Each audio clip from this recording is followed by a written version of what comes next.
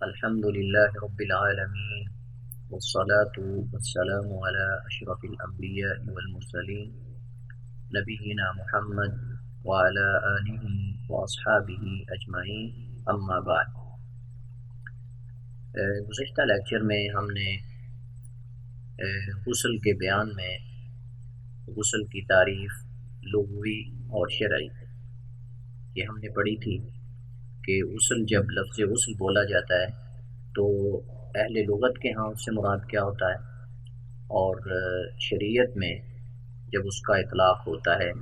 تو اس سے مراد کیا ہوتا ہے۔ تو اس کے بعد غسل کی لغوی اور شرعی تعریف کے بعد ہم نے یہ پڑھا تھا کہ موجبات غسل کون سی چیزیں ہیں، یعنی وہ کون سی چیزیں ہیں جن کی وجہ سے غسل واجب ہو جاتا ہے۔ اس میں ہم نے جو ہے وہ چیزیں پڑھی تھیں یا وہ اسباب پڑھے تھے جن کی وجہ سے غسل واجب ہو جاتا ہے۔ آج کے لیکچر میں ہم پڑھیں گے،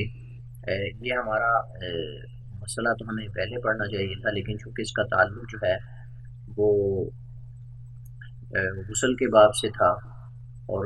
اسی باب میں ایک ایسا مسئلہ تھا جس کا تعلق اس مسئلے سے تھا، اس وجہ سے اس کو یہاں ہم نے مؤخر کیا تھا۔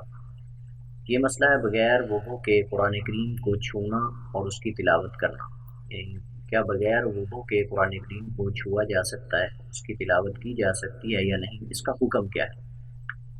تو اس بات پر تو مذاہب اربعہ کا اتفاق ہے کہ مسلمان بغیر وضو کے زبانی قرآن کریم کی تلاوت کر سکتا ہے، یعنی قرآن کریم کو بغیر چھوئے بغیر ہاتھ لگائے ایک مسلمان زبانی جو اس کو قرآن کریم کی صورتیں یا آیات یاد ہیں اس سے وہ تلاوت کر سکتا ہے۔ اس پر مذاہب اربعہ یعنی حنفیہ، مالکیہ، شافعیہ اور حنابلہ کا اس بات پر اتفاق ہے، وہ کہتے ہیں کہ زبانی اگر کوئی قرآن کریم کی تلاوت کرنا چاہتا ہے تو وہ بغیر وضو کے کر سکتا ہے، کیونکہ اللہ کے رسول صلی اللہ علیہ وسلم کے بارے میں آتا ہے کہ کان النبی صلی اللہ علیہ وسلم یذکر اللہ علی کل احیانہ، اللہ کے رسول صلی اللہ علیہ وسلم جو ہے آپ اپنے ہر حال میں، یعنی ہر حالت میں آپ صلی اللہ علیہ وسلم اللہ کا ذکر فرماتے تھے، ذکر کرتے تھے۔ تو اس بات کی دلیل ہے کہ آدمی جو ہے وہ بغیر وضو کے بھی قرآن کریم کی تلاوت کر سکتا ہے۔ وجہ استدلال یہ ہے کہ ذکر جو ہے یہ لفظ عام ہے، اس میں ہر طرح کا ذکر جو ہے وہ داخل ہے، ہر طرح کا ذکر جو ہے وہ اس میں داخل ہے، تو قرآن بھی ذکر ہے۔ تو جب قرآن کریم ذکر ہے تو اس حدیث کے جو لفظ ذکر ہے اس کے عموم میں قرآن بھی داخل ہو جائے گا کہ اللہ کے نبی صلی اللہ علیہ وسلم ہر حال میں قرآن کریم کی تلاوت کرتے تھے یا اللہ کا ذکر کرتے تھے تو قرآن بھی پڑھتے تھے، یعنی یہ بھی ہم قرآن کریم کو بھی اس میں داخل کر سکتے ہیں ذکر کے عموم میں۔ اس پر بھی مذاہب اربعہ کا اتفاق ہے کہ بغیر وضو کے نہ قرآن کریم کو چھوا جا سکتا ہے اور نہ ہی ہاتھ میں پکڑ کر اس کی تلاوت کی جا سکتی ہے، اور یہی فتویٰ شیخ الاسلام ابن تیمیہ رحمہ اللہ کا بھی ہے۔ تو مذاہب اربعہ کا جیسے پہلے مسئلے پہ اتفاق ہے کہ زبانی قرآن کریم کی تلاوت ایک مسلمان جو ہے وہ بغیر وضو کے کر سکتا ہے، ایسے اس بات پر بھی اتفاق ہے کہ بغیر وضو کے قرآن کریم کو وہ چھو نہیں سکتا، نہ ہی اسے ہاتھ میں پکڑ سکتا ہے، یعنی پکڑ کر قرآن کریم بھی نہیں پڑھ سکتا اور قرآن کریم کو کسی اور غرض سے قرآن کریم کو چھو بھی نہیں سکتا۔ تو نہ قرآن کو چھوا جا سکتا ہے ان کے ہاں اور نہ ہی اسے ہاتھ میں پکڑا جا سکتا ہے۔ ایک اگرچہ مذاہب اربعہ سے ہٹ کر کچھ بعض علماء کرام کا قول موجود ہے، وہ کہتے ہیں کہ آدمی جو ہے وہ ہر حال میں مسلمان جو ہے وہ قرآن کریم کی تلاوت بھی کر سکتا ہے، قرآن کریم کو چھو بھی سکتا ہے، وہ اس کو حدث اصغر لاحق ہو یا حدث اکبر لاحق ہو۔ تو دونوں صورتوں میں ان کے ہاں یعنی بعض علماء کے ہاں قرآن کریم کو پڑھا بھی جا سکتا ہے، چھوا بھی جا سکتا ہے، اور جو دلائل مذاہب اربعہ نے پیش کیے ہیں قرآن کریم کو نہ چھونے کے بارے میں، انہوں نے ان کو غیر مسلموں پر محمول کیا ہے کہ یہ جو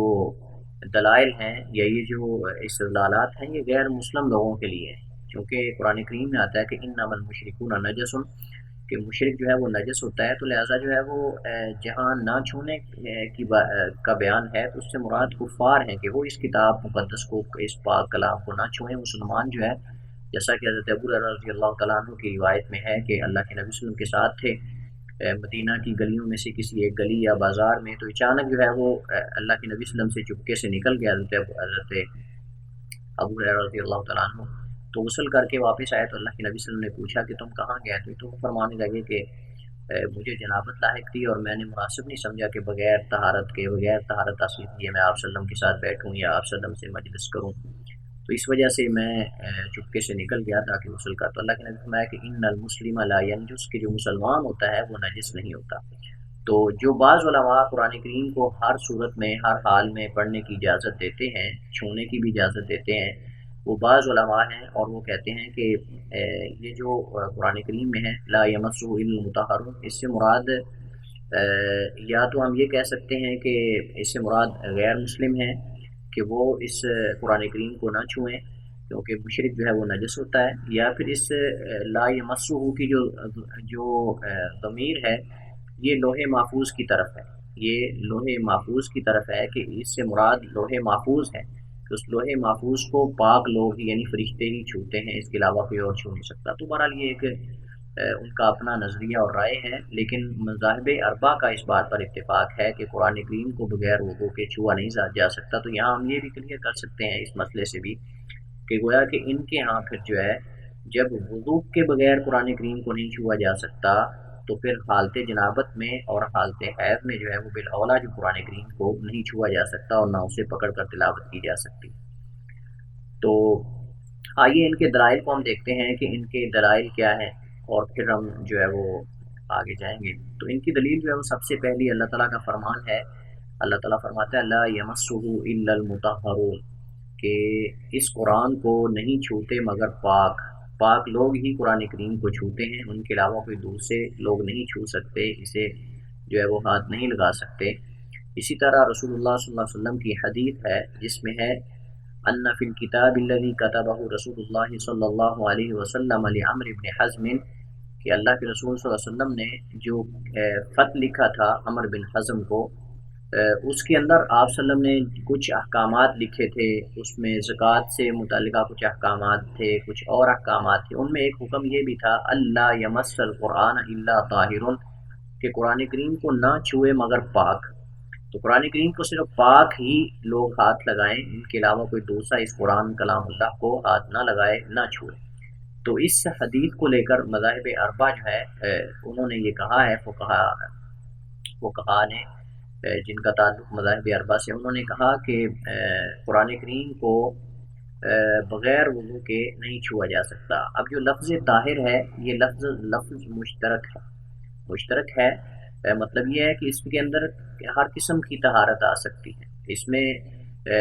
وہ طہارت بھی آ سکتی ہے جس کے بارے میں رسول اللہ صلی اللہ علیہ وسلم نے حضرت ابو ہریرہ رضی اللہ تعالیٰ کو فرمایا تھا کہ ان المسلم لا ینجس، کہ مومن جو ہے وہ ناپاک نہیں ہوتا، وہ ہمیشہ پاک ہی رہتا ہے، وہ طاہر ہوتا ہے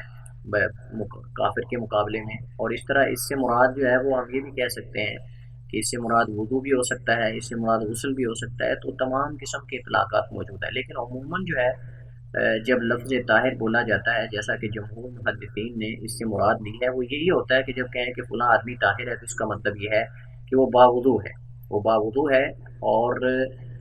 اس کے جسم سے کوئی ایسا وصف ظاہر نہیں ہوا کہ جس سے اس کا وضو یا اس کی طہارت جو ہے وہ ختم ہو جائے۔ تو طاہر اس آدمی کو عموماً فقہا یا محدثین کی اصطلاح میں طاہر جب لفظ بولا جاتا ہے کہ فلاں آدمی طاہر ہے تو اس سے مراد وہی ہوتا ہے کہ وہ باوضو ہے، اور اگر ہم کہیں کہ فلاں آدمی طاہر نہیں ہے تو اس کا مطلب یہی ہوتا ہے کہ وہ جو ہے وہ باوضو نہیں ہے،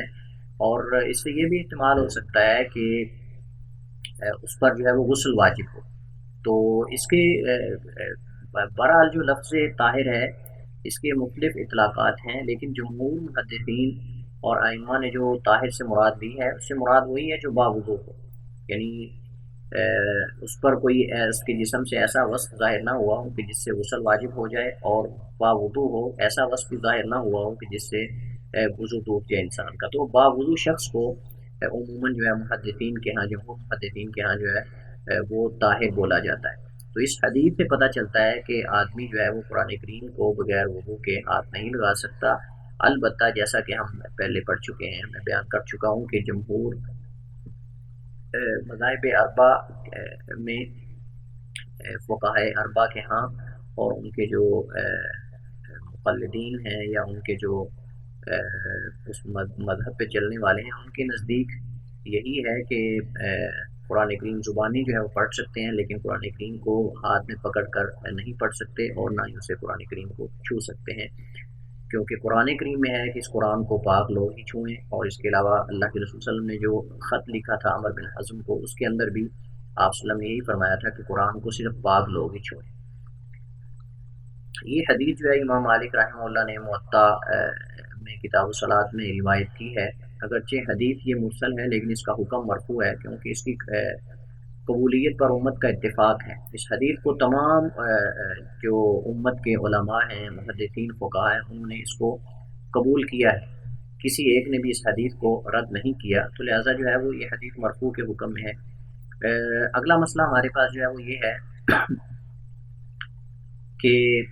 کیا موبائل سے دیکھ کر بغیر وضو کے قرآن کریم کی تلاوت کی جا سکتی ہے یا نہیں؟ پہلا مسئلہ جو ہم نے پڑھا یہ ہے قرآن کریم مصحف کو چھونا، قرآن کریم کے نسخے کو ہاتھ میں پکڑ کر، جو ورقی شکل میں ہوتا ہے،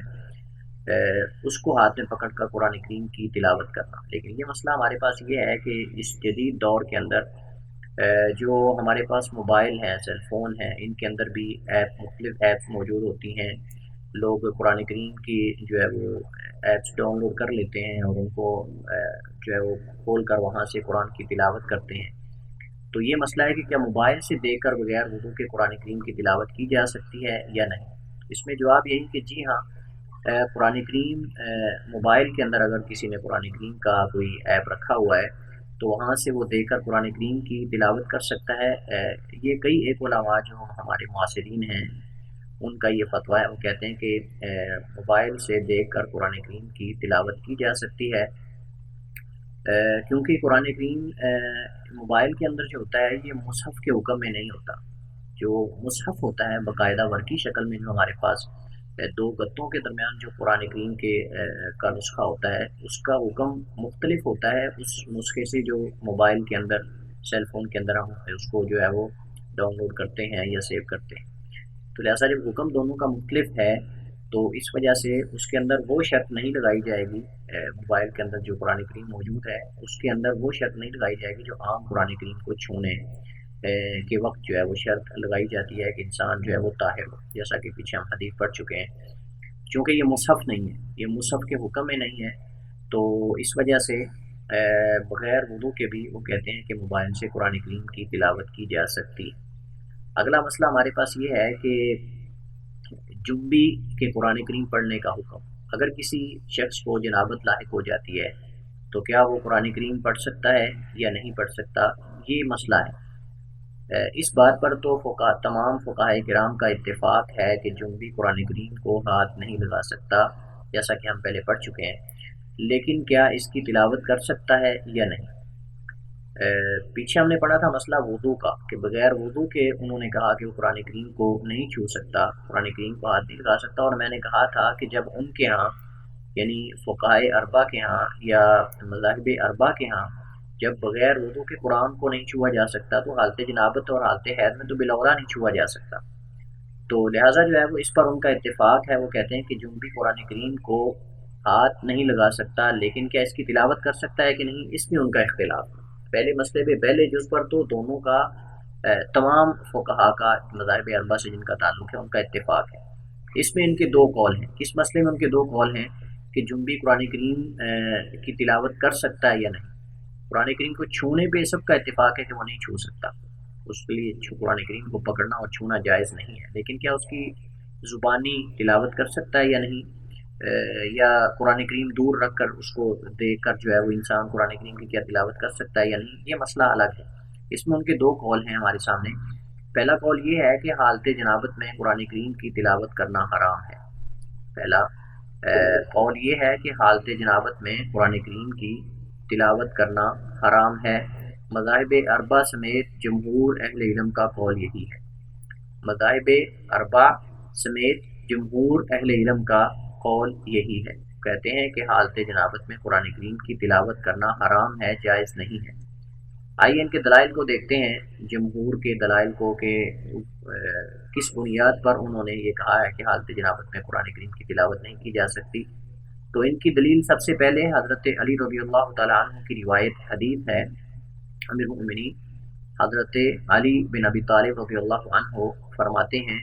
کان رسول اللہ صلی اللہ علیہ وسلم یأتی الخلاء فیقضی الحاجۃ ثم یخرج فیأکل معنا الخبز واللحم ویقرأ القرآن ولا يحجبه، وربما قال لا يحجزه عن القرآن شيء الا الجنابہ۔ فرماتے ہیں کہ اللہ کے رسول صلی اللہ علیہ وسلم جو ہے وہ بیت الخلاء میں جاتے اور اپنی حاجت کو پورا فرماتے، قضاء حاجت کرتے، پھر نکلتے اور ہمارے ساتھ روٹی اور گوشت کھاتے، وَيَقْرَأُ الْقُرْآنَ اور قرآن کریم کی تلاوت فرماتے تھے، وَلَا يَحْجُبُهُ اور آپ صلی اللہ علیہ وسلم کو کوئی چیز بھی نہیں روکتی تھی، کوئی چیز بھی آپ کے درمیان حائل نہیں ہوتی تھی یا رکاوٹ نہیں بنتی تھی، یا حضرت علی فرماتے ہیں لا يحجزه، تو معنی تقریباً دونوں کا قریب قریب ہے کہ آپ صلی اللہ علیہ وسلم کو کوئی چیز بھی نہیں روکتی تھی یا رکاوٹ نہیں بنتی تھی آپ کے اور قرآن کریم کی تلاوت کے درمیان سوائے جنابت کے۔ تو گویا کہ آپ صلی اللہ علیہ وسلم ہر حال میں قرآن کریم پڑھتے تھے، تلاوت فرماتے تھے سوائے جنابت کے۔ جب آپ کو جنابت لاحق ہو جاتی تھی تو آپ صلی اللہ علیہ وسلم جو ہے وہ قرآن کریم کی تلاوت نہیں فرماتے تھے، نہیں کرتے تھے۔ تو اس حدیث سے یہ پتہ چلتا ہے کہ حالت جنابت میں قرآن کریم کی تلاوت چاہے وہ زبانی ہو، چاہے اوپر دیکھ کر ہو، قرآن کریم کے نسخے سے اس کو پکڑ کر، کسی صورت میں بھی جائز نہیں ہے۔ یہ حدیث سنن نبی داؤد، نسائی، ابن ماجہ کے اندر ہے، لیکن اس حدیث کے صحیح اور ضعیف ہونے میں فقہاء اور محدثین کا اختلاف ہے۔ بعض محدثین نے، بعض ائمہ نے اس حدیث کو صحیح کہا ہے اور اکثر نے اس کو ضعیف کہا ہے۔ یعنی جو محدثین ہیں، اہل فن ہیں، ان میں سے اکثر نے اس حدیث کو ضعیف کہا ہے اور بعض نے اس حدیث کو صحیح کہا ہے۔ دوسری دلیل جو ہے وہ جمہور کی، کہ جو کہتے ہیں قرآن کریم کی تلاوت بھی نہیں کر سکتا جو بھی، یا حالت جنابت میں انسان تلاوت نہیں کر سکتا، وہ کہتے ہیں کہ 4 کبار صحابہ کرام رضوان اللہ علیہم اجمعین سے بسند صحیح یہ ثابت ہے کہ وہ جنبی کے لیے قرآن کریم کی تلاوت کرنا ناپسند یا مکروہ سمجھتے تھے، اور سلف کے ہاں جب لفظ مکروہ بولا جاتا ہے تو اس سے مراد حرام ہوتا ہے۔ یہ فرق ہے کہ جب سلف کے ہاں، صحابہ یا تابعین کے ہاں لفظ مکروہ بولا جائے یا وہ بولتے تھے تو اس سے مراد وہ حرام لیتے تھے، لیکن ان کے بعد جو متاخرین ہیں یا دیگر لوگ جو ہیں وہ جب لفظ مکروہ بولتے ہیں تو اس وقت اصطلاحیں بن چکی تھی، اس وقت جو ہے مصطلحات باقاعدہ طور پہ وضع ہو چکی تھی، تو اس وقت جو مکروہ ہے اس کو جو حرام اور حلال کے درمیان کا درجہ ہوتا ہے وہ اس سے مراد لیا جاتا تھا۔ یعنی مکروہ سے مراد وہ فعل مراد لیا گیا متاخرین کے ہاں کہ جو نہ حرام ہو اور نہ حلال ہو، یعنی یا نہ واجب ہو اور نہ ہی حرام ہو، اس کے درمیان کا درجہ، اس کے درمیان کا جو مرتبہ اور رتبہ ہے، یعنی اس کا انہوں نے تعریف کی کہ مکروہ سے مراد وہ فعل ہے کہ جس کے کرنے والے کو جو ہے وہ ملامت تو کیا جائے لیکن وہ گناہ گار نہ ہو، اسے ملامت تو کیا جائے کہ تم نے یہ فعل کیوں کیا ہے، لیکن وہ اس فعل کے کرنے سے گناہ گار نہ ہو، تو اسے اس فعل کو مکروہ کہتے ہیں۔ تو جب صحابہ کے ہاں وہ لفظ مکروہ بولا جاتا تھا یا متقدمین کے ہاں، سلف کے ہاں، تو اس سے مراد حرام ہوتا تھا،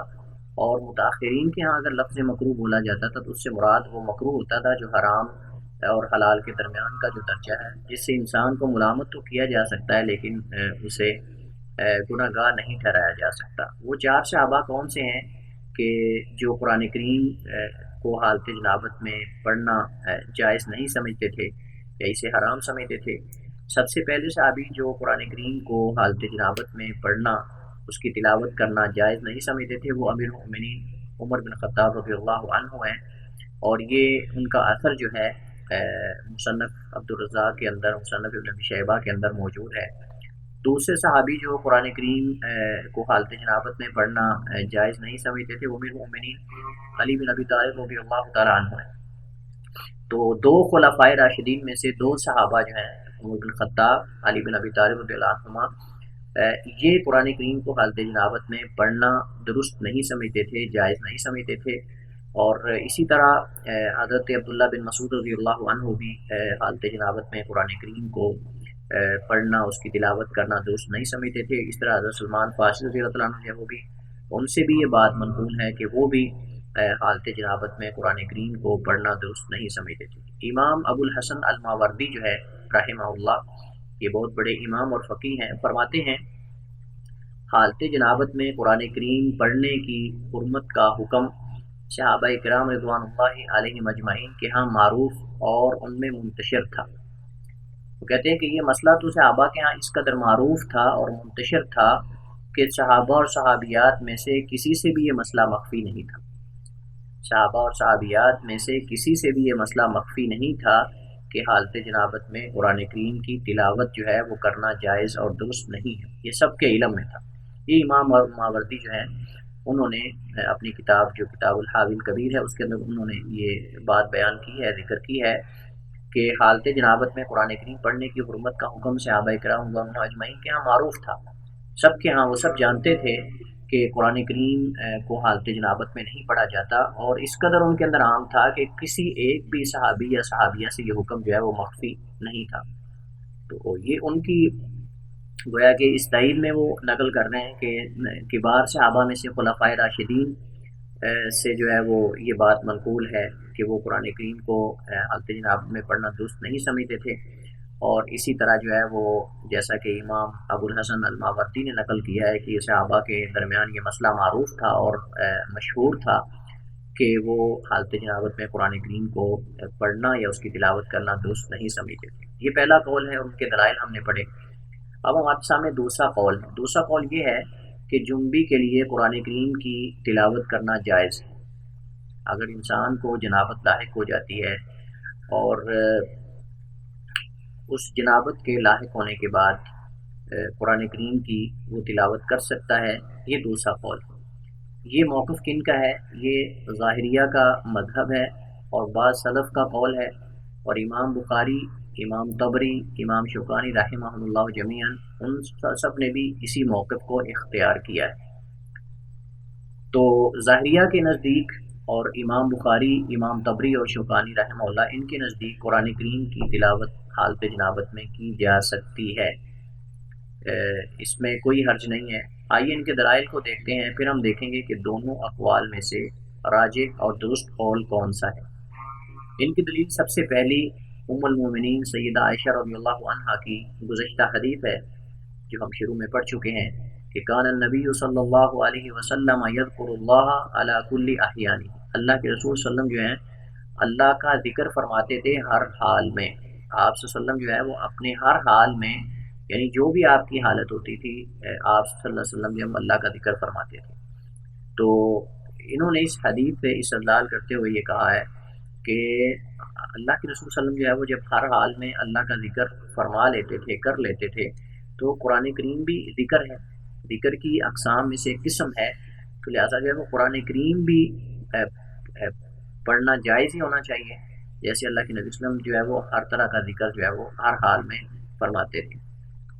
تو وجہ استدلال یہ ہے کہ قرآن کریم بھی ذکر ہے، لہذا یہ بھی عموم حدیث میں داخل ہے کہ آپ صلی اللہ علیہ وسلم جو ہے وہ جب ذکر فرماتے تھے تو ذکر سے مراد کوئی بھی چیز ہو سکتی ہے، دعا ہو سکتی ہے،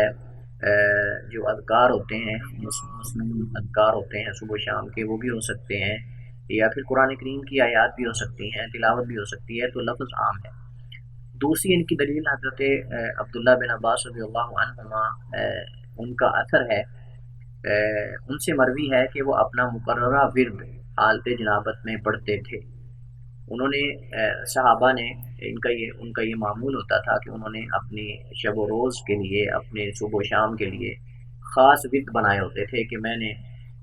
فلاں دعائیں پڑھنی ہیں، میں نے فلاں قرآن کریم کی آیات پڑھنی ہے، یا اتنا قرآن کریم کا حصہ پڑھنا ہے۔ تو ورد سے مراد کوئی بھی ذکر ہے، خاص ذکر جو آدمی نے روزانہ کی بنیاد پر، ڈیلی کی بنیاد پر اپنے لیے مقرر کیا ہوتا ہے کہ میں اس کو روزانہ فلاں وقت پہ پڑھوں گا۔ وہ قرآن بھی ہو سکتا ہے، وہ دعائیں بھی ہو سکتی ہیں، اذکار بھی ہو سکتے ہیں، کوئی چیز بھی ہو سکتی ہے۔ تو عبداللہ بن عباس رضی اللہ عنہما سے یہ مروی ہے کہ وہ اپنا مقررہ ورد جو ہے، جو انہوں نے اپنے لیے مقرر کیا ہوتا تھا، اس کو حالت جنابت میں پڑھتے تھے۔ یہ اثر جو ہے یہ کتاب الاوسط ابن منذر رحمہ اللہ کی ان کے اس کے اندر انہوں نے جو ہے وہ روایت اس کو کیا ہے، اور حافظ ابن حجر رحمہ اللہ نے تغلیق و تعلیق میں اس کی سند کو صحیح قرار دیا ہے۔ حافظ ابن حجر نے فرماتے ہیں کہ یہ جو اثر ہے عبداللہ بن عباس رضی اللہ عنہما کا، یہ اثر صحیح سند کے ساتھ ثابت ہے کہ عبداللہ بن عباس رضی اللہ عنہما جو ہے وہ اپنے مقررہ ورد کو حالت جنابت میں پڑھ لیتے تھے، اس میں ان کے لیے کوئی چیز اس سے نہیں روک پاتی تھی۔ لیکن اس کا بعض علماء نے جواب دیا ہے، جواب یہ دیا ہے کہ یہاں ورد جو ہے عام ہے، ورد عام ہے، اور ورد سے مراد دعا بھی ہو سکتی ہے، کوئی ذکر بھی ہو سکتا ہے، اور قرآن کریم کی ضروری نہیں کہ اس سے مراد قرآن کی تلاوت ہی ہو کہ وہ قرآن کریم کی تلاوت کا مقررہ ورد جو ہے وہ فرماتے تھے حالت جنابت میں، بلکہ ذکر بھی ہو سکتا ہے، اور وہ ہم پڑھ چکے ہیں کہ ذکر تو اللہ کے نبی صلی اللہ علیہ وسلم بھی فرما لیتے تھے، ذکر کر لیتے تھے، اللہ کے نبی صلی اللہ علیہ وسلم بھی ہر حال میں ذکر اللہ کا کرتے تھے۔ لیکن ہمارے جو یہاں مل شاہد مسئلہ جو اختلافی ہے وہ قرآن کریم کا ورد کرنا ہے، قرآن کریم کی تلاوت کرنا ہے۔ تو جو عبداللہ بن عباس رضی اللہ عنہ سے اثر ثابت ہے اس میں تو لفظ ورد ہے، تو ورد سے مراد کسی بھی چیز کا ورد ہو سکتا ہے، کسی دعا کا ہو سکتا ہے، کسی آیت کا ہو سکتا ہے، تو کسی ذکر کا ہو سکتا ہے، لہٰذا ضروری نہیں کہ اس سے مراد قرآن کریم ہی ہے۔ تو یہ انہوں نے جواب دیا ہے۔ تیسری دلیل ان کی یہ ہے، وہ برات اصلیہ، البراۃ الاصلیہ بولتے ہیں کہ کسی چیز کا اصل پر باقی رہنا، اس کا حکم جو اصل ہے وہ یہی ہے کہ وہ جائز ہے، الا کہ اس کے ناجائز ہونے کی دلیل آئے، جیسا کہ ہم بار بار یہ کئی جگہ یہ مسئلہ پڑھ چکے ہیں۔ تو وہ کہتے ہیں کہ اصل تو عدم حرمت ہے، قرآن کریم کے پڑھنے کا اللہ تعالیٰ نے حکم دیا ہے اور اس پہ تدبر کرنے کا اللہ تعالیٰ نے حکم دیا ہے، تو لہٰذا اصل یہی ہے کہ قرآن کریم کی تلاوت جو ہے وہ ہر حال میں جائز ہے، الا کہ حرمت کی کوئی دلیل آ جائے۔ تو وہ کہتے ہیں کہ ہمیں اصل حکم کو اصل پر باقی رہنے دینا چاہیے، اور وہ اصل یہ ہے کہ قرآن پڑھے، انسان ہر حال میں قرآن کریم کی تلاوت کرے، الا کہ کوئی ایسی دلیل آ جائے کہ جس سے ہمیں پتہ چل جائے کہ فلاں حالت میں، فلاں صورت میں، فلاں کنڈیشن میں انسان جو ہے وہ قرآن کریم کی مسلمان تلاوت نہیں کر سکتا۔ تو وہ کہتے ہیں کہ ہمیں کوئی ایسی صحیح دلیل نہیں ملتی کہ جس سے ہم یہ کہہ سکیں اس دلیل کو لے کر کے انسان جو ہے وہ حالت جنابت میں قرآن کریم کی تلاوت نہیں کر سکتا۔ لیکن اس کا جواب پھر آگے دوسروں نے دیا ہے، وہ یہ کہتے ہیں کہ 4 کبار صحابہ کرام رضوان اللہ اجمعین سے بسند صحیح حرمت آ چکی ہے۔ تو آپ کہتے ہیں، وہ کہتے ہیں کہ آپ کہہ رہے ہو کہ اصل قرآن کریم کی تلاوت کرنا ہے، الا کہ کوئی ایسی حالت کا ذکر آ جائے کہ جس میں قرآن کی تلاوت کرنا جائز نہیں ہے، اس کی کوئی دلیل نہیں۔ تو وہ کہتے ہیں کہ 4 کبار صحابہ کرام رضوان اللہ اجمعین سے بسند صحیح یہ حرمت آ چکی ہے کہ جنابت کی حالت میں قرآن کریم نہیں پڑھا جا سکتا، جیسا کہ ہم نے پیچھے پڑھا ہے کہ خلفائے راشدین میں سے 2 خلفائے راشدین ان کا موقف بھی یہی تھا، اور اس کے علاوہ دیگر 2 صحابہ کرام، کبار صحابہ کرام میں سے ان کا بھی یہی موقف تھا۔ تو خلفائے راشدین جو ہیں ان لوگوں میں سے ہیں کہ جن کے طریقے اور منہج کو اللہ کے نبی صلی اللہ علیہ وسلم نے اپنانے اور اس کی اتباع کا حکم دیا ہے۔ جیسے اللہ کے نبی صلی اللہ علیہ وسلم نے اپنی سنت کی اتباع کا حکم دیا ہے، ایسے آپ نے یہ بھی فرمایا کہ خلفائے راشدین کا طریقہ جو ہے وہ بھی تمہارے لیے اسوہ اور نمونہ ہے، اس کو بھی تم لازم رکھو۔ تو لہٰذا یہ کہہ دینا کہ قرآن کریم کی اصل تو تلاوت یہ ہے کہ جائز ہے ہر حال میں، الا کہ کوئی دلیل آ جائے، اور کوئی دلیل نہیں ہے کہ جس کے اندر یہ بتایا گیا ہو کہ جنابت کی حالت میں قرآن کریم نہیں پڑھا جا سکتا۔ تو جب کوئی دلیل ہے، یہ کہنا درست نہیں۔ وہ کہتے ہیں کہ 4 کبار صحابہ سے پسند صحیح ثابت ہو چکا ہے کہ وہ حالت جنابت میں قرآن پڑھنا درست نہیں مانتے تھے، سمجھتے، تو یہ دلیل ہے، کیونکہ خلفائے راشدین کے طریقے کو بھی اللہ کے رسول صلی اللہ علیہ وسلم نے پکڑنے اور اس پہ عمل کرنے کی، اس کی اتباع کرنے کا حکم دیا ہے۔ تو اس میں راجح موقف کیا ہے؟ راجح موقف یہی ہے کہ حالت جنابت میں قرآن کریم کی تلاوت کرنا جائز نہیں ہے، حالت جنابت میں قرآن کریم کی تلاوت کرنا جائز نہیں ہے، جیسا کہ ہم پڑھ چکے ہیں کہ اللہ کے رسول صلی اللہ علیہ وسلم سے جو ہے وہ حدیث ثابت ہے کہ آپ نے عمر بن حزم کو جو ہے وہ یہ خط لکھا تھا، اور اس کے اندر آپ نے یہ بھی لکھا تھا کہ اس قرآن کو صرف پاک لوگ ہی چھوئیں، اور ہم نے یہ میں نے بیان کیا تھا کہ لفظ طاہر جب بولا جاتا ہے تو اس سے مراد وہی انسان ہوتا ہے جو باوضو ہو، جو باوضو ہو اور حالت طہارت میں، اس سے مراد مسلمان مراد نہیں ہوتا۔ بعض علماء نے کہا ہے کہ اس سے مراد یہ کہ کافر قرآن کریم کو نہ چھوئے، لیکن یہ بات درست نہیں، کیونکہ جب بھی محدثین یا سلف یا عموماً حدیث اور آیات میں لفظ آتا ہے طاہر، تو اس سے مراد طاہر وہی ہے جو شرعی اصطلاح ہے کہ آدمی جو ہے وہ حد اکبر اور حد اصغر سے پاک اور صاف ہو، اور اگر اس کو حدث لاحق ہو جائے تو اس سے طہارت حاصل کرنا، یہ باوضو ہونا، یہ اصل انسان طاہر ہے۔ تو لہٰذا جو ہے وہ طاہر سے مراد، جیسا کہ کئی ایک محدثین نے وضاحت کے ساتھ یہ بات ذکر کی ہے کہ اس سے مراد وہ انسان ہے جو باوضو۔ تو جب بغیر وضو کے قرآن کریم کو نہیں چھوا جا سکتا تو پھر جو ہے وہ حالت جنابت میں تو بالاولیٰ، اور اس کی قرآن کریم کی تلاوت کرنا بھی درست نہیں ہے۔ راجح موقف یہی ہے، واللہ تعالی عالم۔ اگلا مسئلہ ہمارے پاس یہ ہے کہ کیا حائضہ یا نفاس والی عورت قرآن کریم کی تلاوت کر سکتی ہے یا نہیں۔ پہلا مسئلہ ہم پڑھ رہے تھے بے وضو انسان کے بارے میں، جس کا وضو نہیں ہے، کیا وہ قرآن پڑھ سکتا ہے نہیں، یا جس کو جنابت لاحق ہوگی کیا وہ قرآن کریم پڑھ سکتا ہے یا نہیں، قرآن کریم کو چھو سکتا ہے کہ نہیں۔ اب آگے ہمارے پاس جو مسائل ہوں حائضہ اور نفاس والی عورت سے متعلق، کہ کیا ایسی خواتین کہ جن کو ماہواری آ جاتی ہے یا پھر بچہ جن لیتی ہے عورت، تو اس حالت نفاس میں کیا وہ قرآن کریم کی تلاوت کر سکتی ہے، یا جو خاص ایام ہوتے ہیں مینسس کے دن، اس کے اندر کیا وہ قرآن کریم کی تلاوت کر سکتی ہے۔ تو اس میں فقہائے کرام کے دو قول ہمارے پاس ہیں۔ فقہائے کرام کے اس مسئلے میں دو قول ہیں ہمارے پاس۔ پہلا قول یہ ہے کہ حائضہ کے لیے پاک ہونے تک یہ جائز نہیں کہ وہ قرآن کریم کی تلاوت کرے، تو اس کے لیے جائز نہیں کہ وہ قرآن کریم کی تلاوت کرے سوائے چند آیات کے جنہیں بطور ذکر یا دعا میں پڑھا جاتا ہے۔ تو کہتے ہیں کہ اصل یہی ہے کہ حائضہ یا اس کی نفاس والی عورت بھی اس کے اندر داخل ہے اسی حکم کے اندر، تو کہتے ہیں کہ خاص ایام میں عورت کے لیے جائز نہیں ہے کہ وہ قرآن کریم کی تلاوت کرے۔ ہاں اگر بطور دعا وہ کچھ قرآن کریم کی آیات پڑھ لیتی ہے تو اس میں کوئی حرج نہیں، جیسا کہ بسم اللہ الرحمن الرحیم ہے۔ اسی طرح جو ہے وہ اگر کوئی کسی کی موت کی خبر سنتی ہے یا کوئی افسوسناک خبر اس کو ملتی ہے، موصول ہوتی ہے، تو اس وقت وہ انا للہ و انا الیہ راجعون جو وہ پڑھ سکتی ہے۔ اسی طرح دعا انسان کر سکتا ہے، کسی بھی قسم کی جائز دعا انسان کر سکتا ہے، کسی حالت میں بھی کر سکتا ہے۔ تو اس میں اگر انسان قرآن کریم کی آیت پڑھ لے، ربنا آتنا فی الدنیا حسنہ وفی الآخرۃ حسنۃ وقنا عذاب النار، تو کہتے ہیں کہ چند ان آیات کے جو بطور ذکر یا دعا پڑھی جاتی ہیں، ان کے علاوہ قرآن کریم کی تلاوت کرنا درست اور جائز نہیں ہے۔ اور یہ قول جمہور فقہائے کرام کا ہے، یہ قول جمہور فقہائے کرام کا ہے۔ آئیے ان کے دلائل کو دیکھتے ہیں اور پھر دوسرا قول بھی پڑھتے ہیں۔ تو ان کی دلیل سب سے پہلی چیز قیاس ہے۔ قیاس کس چیز پر ہے؟ انہوں نے عورت کے خاص ایام کو جنبی کے حکم پر محمول کیا۔ انہوں نے کہا کہ حیض یا نفاس والی عورت جنبی کے حکم میں ہے، تو جیسے جنبی قرآن کریم کی تلاوت نہیں کر سکتا، ویسے ہی حائضہ یا نفاس والی عورت بھی قرآن کریم کی تلاوت نہیں کر سکتی۔ تو یہ پہلی دلیل ہے ان کی، اور وہ قیاس ہے کہ انہوں نے جنبی پر قیاس کیا ہے حائضہ اور نفاس والی عورت کو۔ دوسری ان کی دلیل عبداللہ بن عمر رضی اللہ عنہما کی حدیث ہے، وہ فرماتے ہیں عن النبی صلی اللہ علیہ وسلم قال لا تقرأ الحائض ولا الجنوب شیئا من القرآن۔ اللہ کے رسول میں کہ حائضہ عورت اور جنبی جس کو جنابت لاحق ہو جائے، وہ قرآن کریم میں سے کچھ بھی نہیں پڑھ سکتے، قرآن کریم میں سے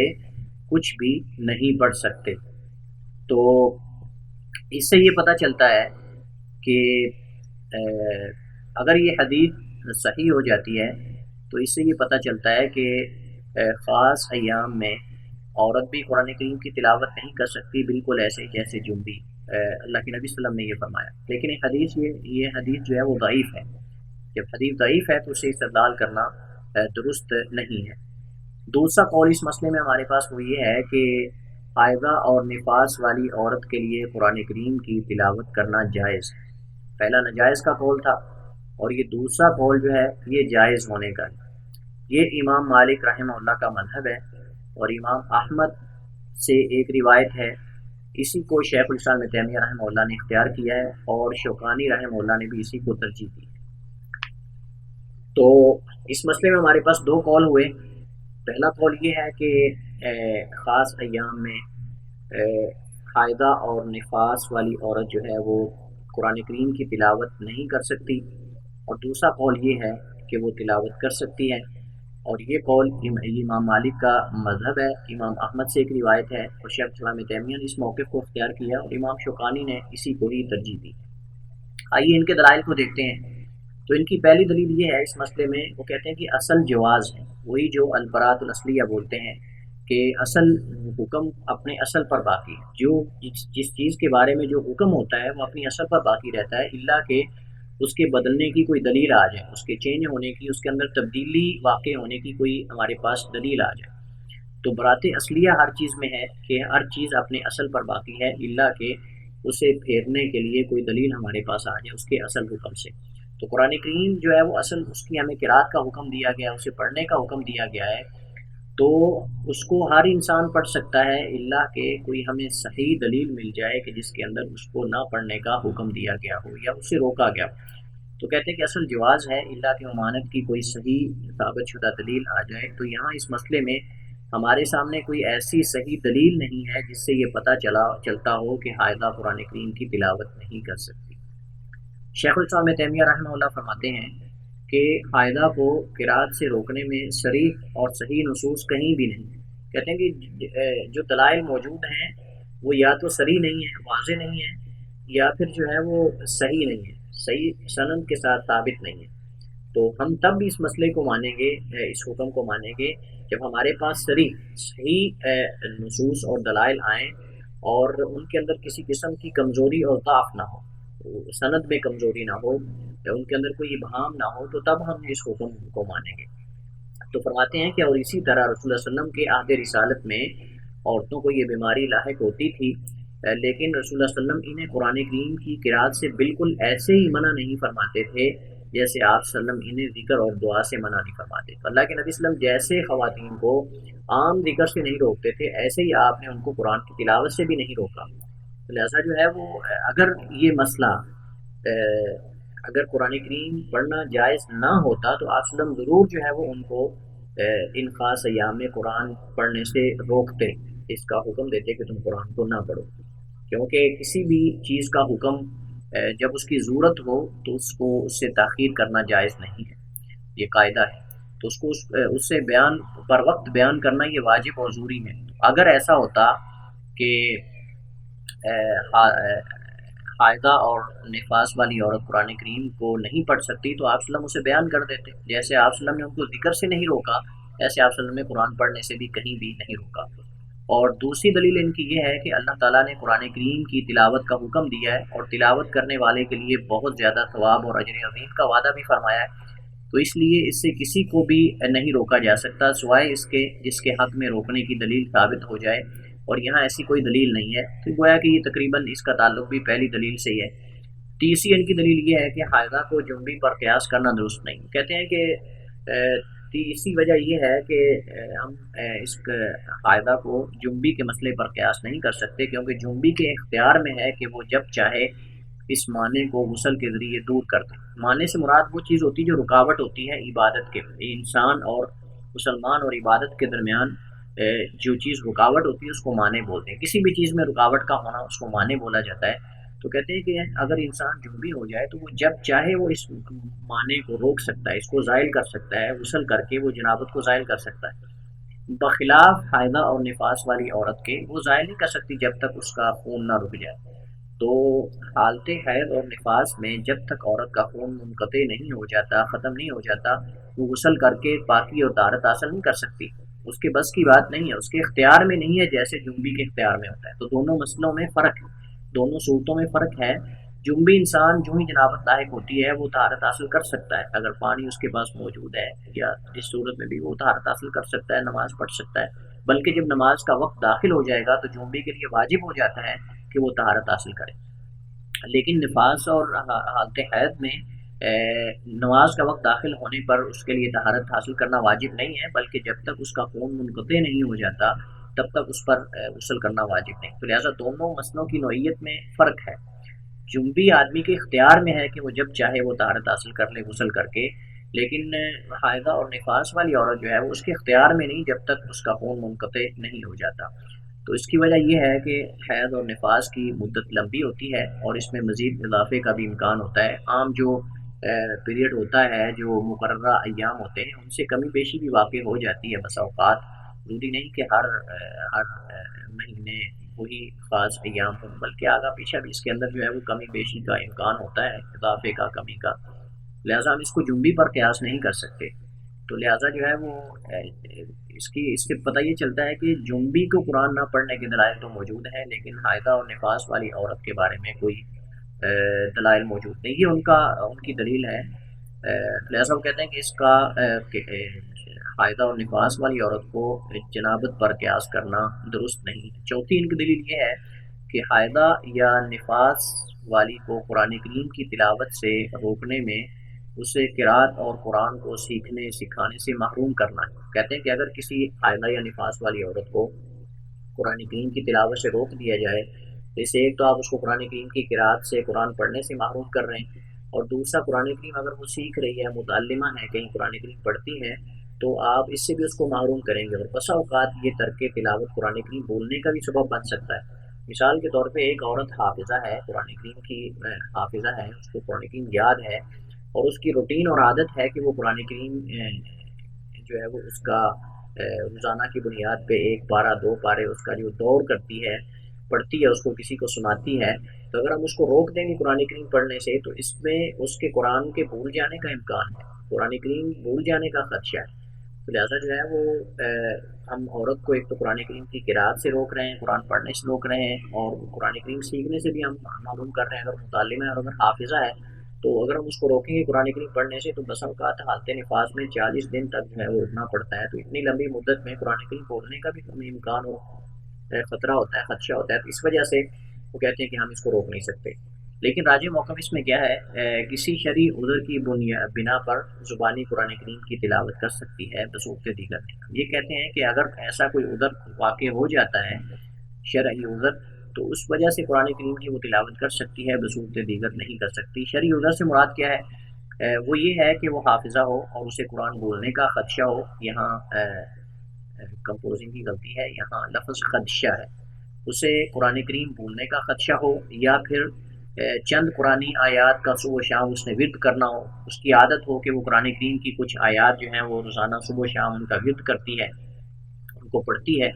تو اگر ہم اس کو مطلقاً روک دیں گے، یعنی ہم کہیں گے کہ کوئی آیت، کوئی کسی قسم کا قرآن کریم کا جز اور حصہ نہیں پڑھ سکتی، تو پھر اس میں مشقت ہے، اور اس میں اس کو اس کے خاص جو اوراد ہوتے ہیں، ورد ہوتے ہیں، ان سے روکنے کے مترادف ہے۔ تو بعض خواتین ہوتی ہیں، ان کی عادت ہوتی ہے کہ انہوں نے صبح و شام کچھ قرآن کریم کی مخصوص آیات ہوتی ہیں جن کو پڑھنا ہوتا ہے، جن کا ورد کرنا ہوتا ہے، یا پھر دعا کی صورت میں بھی ایسی کچھ آیات پڑھی جا سکتی ہیں، جیسا کہ ہم پہلے یہ مسئلہ پڑھ چکے ہیں، ربنا آتنا فی الدنیا حسنہ والی دعا، اس طرح جو ہے وہ بسم اللہ بعض موقعوں پہ پڑھنا ہوتی ہے، یا پھر جو ہے وہ